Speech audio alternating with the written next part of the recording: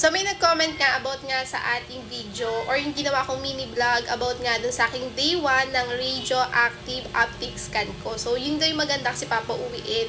Sa akin nga nung una gusto ko na sana sa hospital na lang ako. Pero nalaman ko mahal nga yung pagpapa-admit sa hospital, tama lang, pauwi na nga lang ako. Pero kasi, kaya gusto kong umuwi ay hindi, kaya gusto ko ma-admit sa hospital mga mari ko. Kasi nga, syempre, may radiation kasi ako. So, delikado kasi yun. Lalo na may kasama akong bata sa bahay.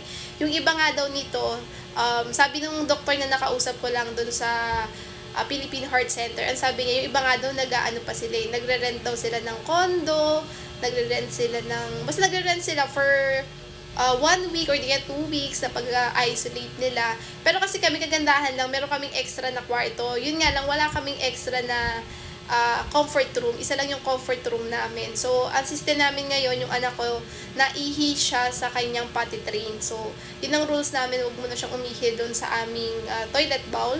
Ganon. Basta doon lang siya sa may potty train niya. Kasi nga, bawal.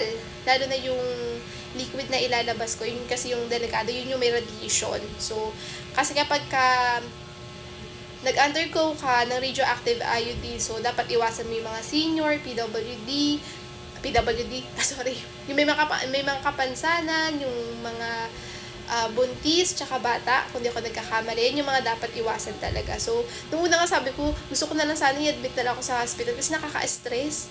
Kasi mahirap sa bahay, di ba? Pero, ayun nga, pero sabi ng doktor ko nung endo ko, hindi na ako i-admit nun kasi hindi na ako isisiksik sa mga pasyente kasi sobrang dami ng pasyente ng Philippine Heart Center. So, mas kailangan nila sila yung ma-admit kesa sa akin. Ichuchupi lang ako, papauwiin.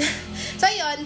Ganun yung system. Tapos, babalitaan ko pa kayo ano pa yung mangyayari sa akin kasi yung ginawa sa akin yung ginawa ko mini vlog, optic scan pa lang yun. Wala pa yung ablation na sinasabi ko nga.